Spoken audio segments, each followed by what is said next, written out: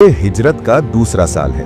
Medina की हवाएं एक नए हुक्म की मुंतजिर हैं। ये सच है कि मुसलमान मक्का के मुश्किल दिनों को पीछे छोड़कर मदीना पहुंच चुके थे, लेकिन इबादत का एक खास अमल अभी तक उन पर फर्ज नहीं किया गया था। ऐसा अमल जो उनकी रूहों को मुकम्मल तौर पर पाक कर दे और उन्हें ज़ब्ते नफ्स की आखिरी आजमाइश से गुजार दे।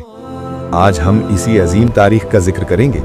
हम जानेंगे कि किस तरह मरहला वार अल्लाह रब्बुल इज़्ज़त ने इस उम्मत पर रमज़ान के रोज़े फ़र्ज फरमाए, वो तारीखी आयत कैसे नाजिल हुई और रमज़ान के फ़र्ज होने से पहले सहाबाए कराम किस तरह रोज़े रखते थे। मुस्तनद रिवायात की रोशनी में ये बात वाज़ेह है कि रमज़ान का रोज़ा एक ही दिन में अचानक फ़र्ज नहीं हुआ। इसके पीछे अल्लाह ताला की अजीम हिकमत और तदरीजी तरबियत का निज़ाम कार फरमा था। अगर हम इमाम बुखारी और इमाम मुस्लिम रहमहुमुल्लाह की बयान करदा अहदीस का जायज़ा लें तो मालूम होता है कि उम्मत मुहम्मदिया सल्लल्लाहु अलैहि वसल्लम पर रोज़े का हुक्म मुख्तलिफ मराहिल में नाजिल हुआ। रोज़ा इंसान की तख्लीक के आगाज़ ही से तज़किया नफ्स का एक अहम ज़रिया रहा है। कोई नबी या रसूल ऐसा नहीं गुजरा जिसकी उम्मत पर रोज़ा फ़र्ज न किया गया हो। हज़रत आदम अलैहिस्सलाम से लेकर ख़ातमुन नबीयीन हज़रत मोहम्मद सल्लल्लाहु अलैहि वसल्लम तक हर शरीयत में रोज़ा मौजूद रहा। अगरचे इसका तरीका, वक्त और तादाद मुख्तलिफ रहीं, मगर मकसद एक ही था, तकवा का हुसूल। मक्के मुकर्रमा ने क़याम के दौरान रसूलुल्लाह सल्लल्लाहु अलैहि वसल्लम रोज़ा रखा करते थे, मगर वो रमज़ान के फ़र्ज रोज़े नहीं थे।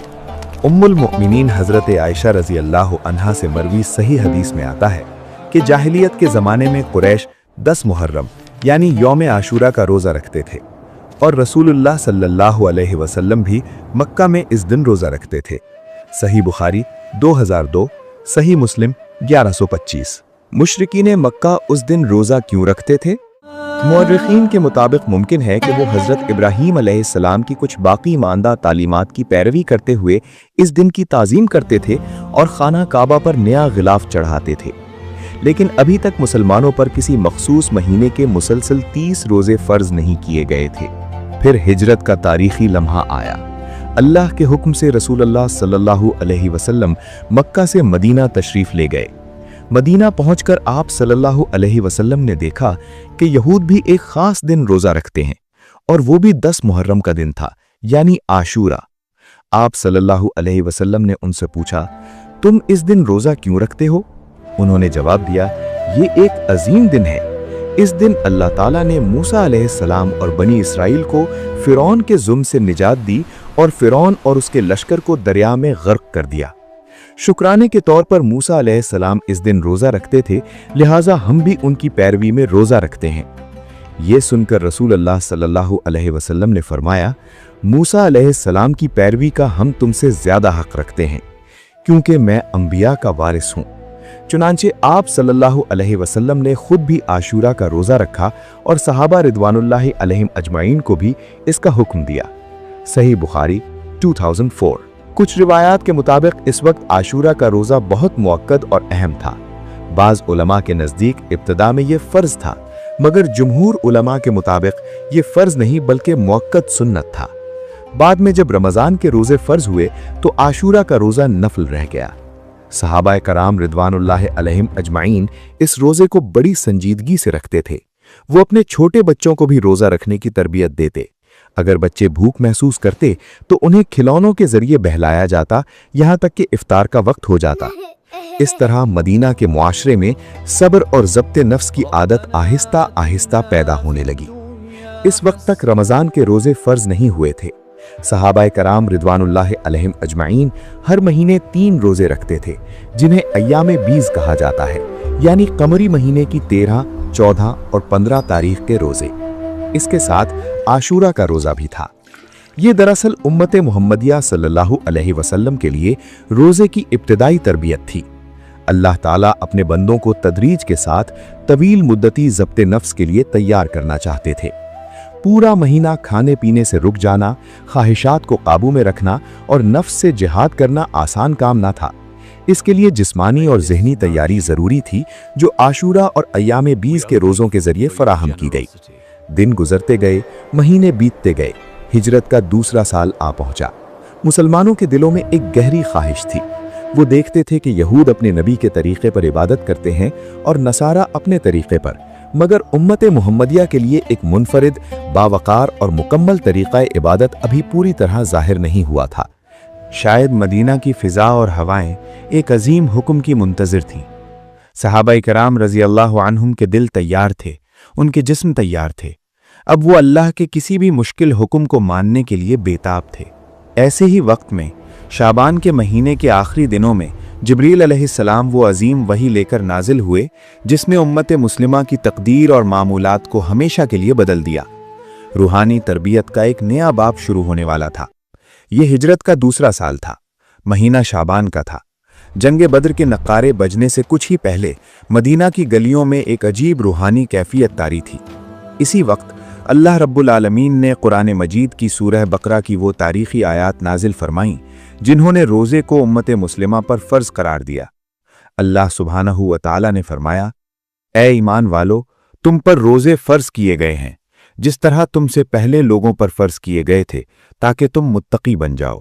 سورۃ البقرہ 183۔ اللہ تعالیٰ نے ابتدائی میں کوئی سخت حکم اچانک نافذ نہیں کیا، بلکہ نہایت شفقت اور محبت کے ساتھ فرمایا کہ یہ روزہ صرف تمہارے لیے نیا حکم نہیں ہے بلکہ تم سے پہلے امتوں پر بھی فرض کیا گیا تھا۔ اس سے مومنین کو ذہنی اطمینان ملا کہ یہ عبادت ایک مسلسل اور عظیم سلسلے کا حصہ ہے۔ لیکن رمضان کے فرض ہونے کی تاریخ میں ایک اہم مرحلہ ایسا ہے جس پر اکثر لوگ گہری نظر نہیں ڈالتے۔ رمضان کے روزے کو فرض کرنے کا عمل تدریجی تھا۔ جب یہ آیت پہلی بار نازل ہوئی تو اللہ تعالیٰ نے صحابہ کرام رضی اللہ عنہم کو ایک خاص اختیار دیا۔ حضرت عبداللہ بن مسعود اور دیگر صحابہ کی روایات اور صحیح احادیث کی روشنی میں معلوم ہوتا ہے کہ اس دوسرے مرحلے میں حکم کچھ نرم تھا۔ قاعدہ یہ تھا کہ جو شخص روزہ رکھنے کی طاقت رکھتا ہو وہ روزہ رکھے، اور جو کمزوری یا دشواری محسوس کرے وہ فدیہ دے سکتا تھا، یعنی ایک مسکین کو کھانا کھلانا۔ صحیح بخاری میں حضرت سلمہ بن اکوع رضی اللہ عنہ سے روایت ہے کہ جب یہ آیت نازل ہوئی تو ہم میں سے جو چاہتا روزہ رکھتا اور جو چاہتا فدیہ ادا کر دیتا۔ یہ کیفیت اس وقت تک رہی جب تک اگلا حکم نازل نہ ہوا، یعنی ابتدا میں اگرچہ روزہ فرض تھا لیکن ایک حد تک ذاتی اختیار موجود تھا۔ سوچئے اللہ تعالیٰ اپنے بندوں پر کتنا مہربان ہے۔ اس نے ایک نئی امت کو اچانک سخت پابندیوں میں جکڑ نہیں دیا۔ وہ چاہتا تھا کہ لوگ اس عبادت کو محبت اور ذہنی آمادگی کے ساتھ قبول کریں۔ روزہ طویل وقت تک کھانے پینے سے رکنے کا نام ہے جو انسانی طبیعت کے خلاف محسوس ہوتا ہے۔ اس لیے اللہ تعالیٰ نے ابتدا میں نرمی فرمائی تاکہ لوگ اس کے عادی ہو جائیں۔ جو ایمان میں مضبوط تھے وہ روزہ رکھتے اور جو کمزوری محسوس کرتے وہ مسکین کو کھانا کھلا کر ذمہ داری پوری کر لیتے۔ یہ دراصل امت محمدیہ صلی اللہ علیہ وسلم کے لیے ایک تربیتی اور آزمائشی دور تھا، لیکن یہ اختیار عارضی تھا۔ اللہ تعالیٰ اپنے بندوں کو تقویٰ کی بلند ترین منزل تک لے جانا چاہتا تھا۔ وہ چاہتا تھا کہ بندے صرف فدیہ دے کر کم سے کم ذمہ داری پوری نہ کریں بلکہ بھوک اور پیاس کی تکلیف برداشت کر کے اللہ کی رضا کا حقیقی ذائقہ چکھیں۔ چند ہی دنوں بعد مدینہ کی فضا میں ایک نیا اعلان ہونے والا تھا، ایسا اعلان جو قیامت تک کے لیے روزے کے حکم کو قطعی اور لازمی بنا دے گا۔ جب یہ نیا حکم نازل ہوا تو پھر کوئی اختیار باقی نہ رہا۔ ہر صحت مند اور مقیم مسلمان پر روزہ رکھنا فرض ہو گیا۔ اللہ تعالیٰ نے فرمایا، رمضان کا مہینہ وہ ہے جس میں قرآن نازل کیا گیا، جو لوگوں کے لیے ہدایت ہے اور ہدایت اور حق و باطل میں فرق کرنے کی واضح نشانیاں رکھتا ہے۔ بس تم میں سے جو اس مہینے کو پائے وہ اس کے روزے رکھے۔ سورۃ البقرہ 185۔ اس واضح حکم کے ذریعے روزے کا قانون اپنی مکمل اور آخری شکل میں آ گیا۔ حضرت عبداللہ بن عباس رضی اللہ عنہ اور حضرت سلمہ بن اکوع رضی اللہ عنہ جیسے جلیل القدر صحابہ روایت کرتے ہیں کہ اس آیت کے نازل ہونے کے بعد صحت مند اور مقیم شخص کے لیے فدیہ دینے کا اختیار ختم ہو گیا اور روزہ لازمی قرار پایا۔ فدیہ کا حکم صرف ان لوگوں کے لیے مخصوص رہ گیا جو بڑھاپے یا ایسی دائمی بیماری کی وجہ سے روزہ رکھنے سے عاجز ہوں جس سے صحت یابی کی امید نہ ہو۔ یہ روزے کے حکم کا تیسرا اور آخری مرحلہ تھا۔ اس کے ذریعے اللہ تعالیٰ نے واضح کر دیا کہ صوم کوئی اختیاری عبادت نہیں بلکہ اسلام کے ارکان میں سے ایک اہم رکن ہے۔ لیکن تاریخ یہیں ختم نہیں ہوتی۔ जब रमज़ान के रोज़े का हुक्म मुकम्मल हुआ तो इब्तिदा में रोज़े के कवायद आज की तरह आसान न थे। शुरू में रोज़ा रखने का तरीका बहुत सख्त और दुश्वार था, जो सहाबा किराम रज़ी अल्लाह अन्हों के लिए एक बड़ी आजमाइश बन गया। उस वक्त रोज़े का हुक्म ये था कि इफ्तार गुरूब आफ्ताब के बाद किया जाए, लेकिन खाना पीना और अज़दवाजी ताल्लुकात सिर्फ उस वक्त तक जायज़ थे जब तक रोज़ादार सो न जाए। यानी अगर कोई शख्स इफ्तार के बाद एक बार भी सो जाता, चाहे इशा से पहले या बाद, तो उसके लिए उस रात खाना पीना हलाल नहीं रहता था। इसी लम्हे से उसका अगला रोज़ा शुरू समझा जाता और उसे अगले दिन गुरूब आफ्ताब तक बगैर कुछ खाए पिए रहना होता। ज़रा इस सूरत हाल का तसव्वुर कीजिए, आपने पूरा दिन रोज़ा रखा, इफ्तार किया, मगर थकन से आंख लग गई तो सहरी का मौका भी खत्म। सहाबाए कराम रज़ी अल्लाह अन्हु ने अल्लाह के खौफ और रसूल अल्लाह सल्लल्लाहु अलैहि वसल्लम की मोहब्बत में इस मुश्किल हुक्म को खुश दिली से कबूल किया। वो जानते थे कि दुनिया की ये मामूली मुशक्क़त अल्लाह की रज़ा के सामने कुछ भी नहीं। लेकिन इंसान कमज़ोर है। दिन भर की मेहनत, सहराई गर्मी और मुशक्क़त के बाद अक्सर लोग इफ्तार के फ़ौरन बाद सो जाते। नतीजतन कई सहाबा रज़ी अल्लाह अन्हु को मुसलसल ऐसे रोज़े रखने पड़ते जिनमें ना सहरी नसीब होती और ना पिछली रात पेट भरकर खाना। ख़ास तौर पर मज़दूर सहाबा रज़ी अल्लाह अन्हु के लिए ये हुक्म इंतहाई कठिन आजमाइश था। अल्लाह ताला अपने बंदों को तकलीफ़ देना नहीं चाहता, बल्कि आजमाइश के ज़रिए उनके दरजात बुलंद करता है। इसी दौरान मदीना के मुआशरे में एक दिल दहला देने वाला वाक़या पेश आया, जो इस सख्त हुक्म में नरमी का सबब बना। ये वाक़या एक अंसारी सहाबी रज़ी अल्लाह अन्हु के साथ पेश आया। उनका नाम हज़रत कैस बिन सरमा या सरमा बिन कैस बयान किया जाता है। वो खजूरों के बागात में दिन भर मजदूरी करते थे। एक दिन उन्होंने रोज़ा रखा और शदीद गर्मी में सख्त मुशक्क़त की। इफ्तार के वक्त जब घर वापस आए तो इंतहाई थके हुए थे। उन्होंने अपनी अहलिया से पूछा, क्या घर में कुछ खाने को है? अहलिया ने जवाब दिया, घर में तैयार खाना नहीं, आप कुछ देर आराम कर लें, मैं इंतज़ाम करती हूँ। वो इतने थके हुए थे कि अहलिया के जाते ही गहरी नींद सो गए। जब अहलिया खाना लेकर वापस आईं तो देखा कि वो सो चुके हैं। अफसोस से बोली, हाय, आप महरूम हो गए। उस वक्त के हुक्म के मुताबिक चूंकि वो सो चुके थे, इसलिए अब उनके लिए खाना पीना जायज़ न रहा। न उस रात कुछ खा सकते थे और न सहरी कर सकते थे। अगले दिन उन्होंने इसी हालत में रोज़ा शुरू किया, न पेट में दाना न पानी का कतरा। अगले दिन दोपहर की सख्त गर्मी में काम करते हुए भूख और प्यास से उनकी हालत बिगड़ गई और वो बेहोश होकर गिर पड़े। जब ये खबर रसूल रहमत सल्लल्लाहु अलैहि वसल्लम तक पहुंची तो आप सल्लल्लाहु अलैहि वसल्लम का रहीम दिल दुख से भर गया। आप सल्लल्लाहु अलैहि वसल्लम सहाबा की तकलीफ देखकर परेशान हुए, मगर आप अल्लाह के हुक्म के बगैर कोई तब्दीली नहीं कर सकते थे। चुनांचे आप सल्लल्लाहु अलैहि वसल्लम वही के इंतज़ार में रहे।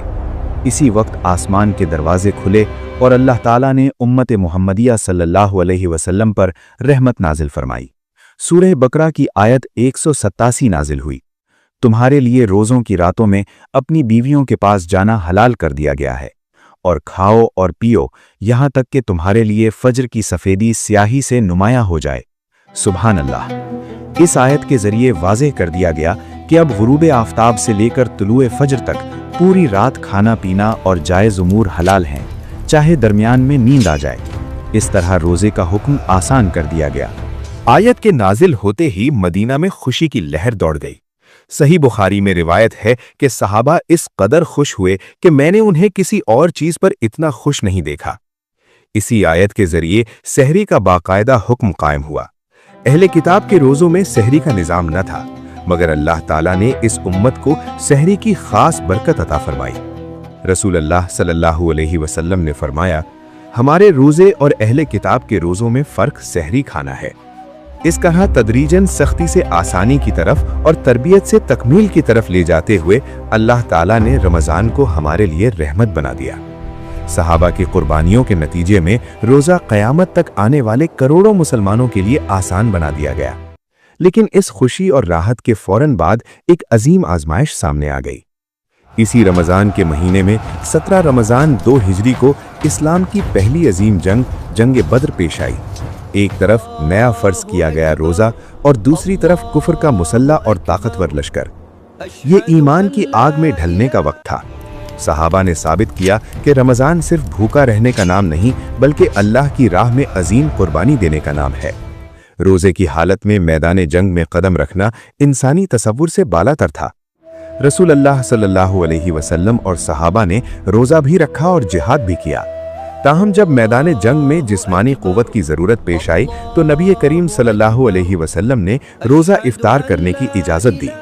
आप सल्लल्लाहु अलैहि वसल्लम ने सिखाया कि इस्लाम रहबानियत का दीन नहीं बल्कि तवाज़ुन का निज़ाम है।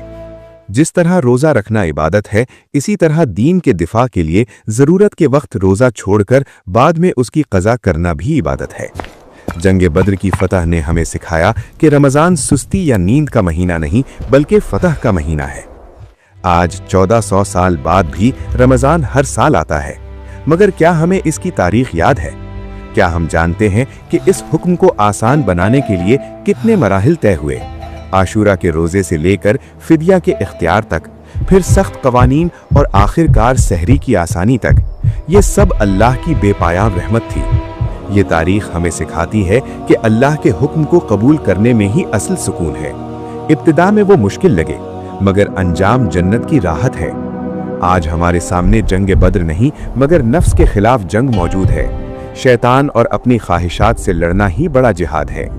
आइए इस रमज़ान अहद करें कि हम सिर्फ अपने पेट को भूखा नहीं रखेंगे बल्कि अपनी आंखों, कानों, ज़बान और दिल को भी गुनाहों से बचाएंगे।